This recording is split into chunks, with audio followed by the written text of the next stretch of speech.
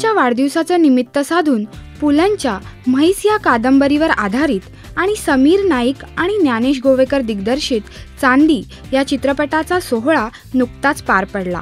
समारंभात चित्रपटाच्या फर्स्ट लुकचं आणि वेबसाईटचं अनावरण करण्यात आलं। तसंच चित्रपटाचं म्युझिकही लॉन्च करण्यात आलं। कार्यक्रमात निर्माता आणि दिग्दर्शक यांसमवेत चित्रपटाची संपूर्ण स्टारकास्ट आणि संगीत दिग्दर्शक प्रवीण कुंवर उपस्थित होते। प्रसंगी वैभव मांगले यांनी चित्रपटातील स्वतःची भूमिका स्पष्ट केली। या सिनेमात मला वाटतं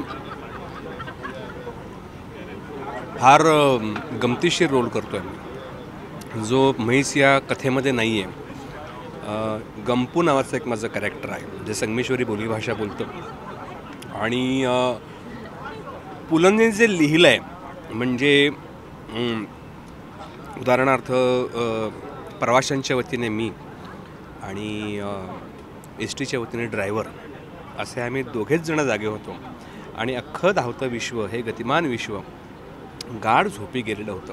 आता हे जे लिहिलं आहे हा नरेटिव्ह जो पार्ट आहे निवेदनाचा जो म्हणून एक पार्ट आहे तो सगळा मी माझ्या भाषेमध्ये तो कन्वर्ट करून तो बोललो आहे। तर मला वाटतं पुलंचं जे निवेदन आहे ते निवेदन माझ्या त्या भाषेमध्ये त्याचे डायलॉग्स करून संवाद करून मी त्या आपल्या सिनेमामध्ये बोललो आहे। तर हे अत्यंत वेगळं आणि गमतीशीर कॅरेक्टर झालं आहे की जे अत्यंत लुडबुडं पण आहे, भांडणं लावणारं पण आहे।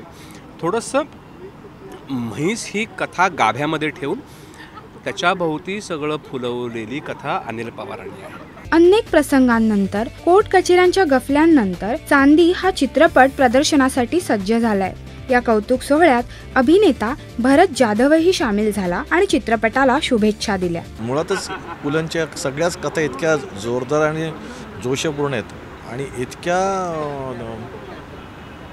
त्याला आपण काय म्हणू की असं एकही रसिक प्रेक्षक नाही की ज्यांनी पुलं वाचलं नाही आहे। तर त्यांच्या एका कथेवर जर चित्रपट येत असेल तर मला असं वाटतं की हा चित्रपट जास्तीत जास्त लोक पाहतील आणि ज्यांना माहीत नसेल तर मी आवर्जून कळकळीने सांगेन की नक्की जाऊन चित्रपट पहा। मुळात त्या कथेत इतका जोर आहे तर चित्रपटात नक्कीच तो जोर आला असणार। पुलंच्या म्हैस या कादंबरीचे वाचक आणि पुलंचा अवघा महाराष्ट्रच या चित्रपटाची आतुरतेने वाट पाहतोय हे तर नक्कीच।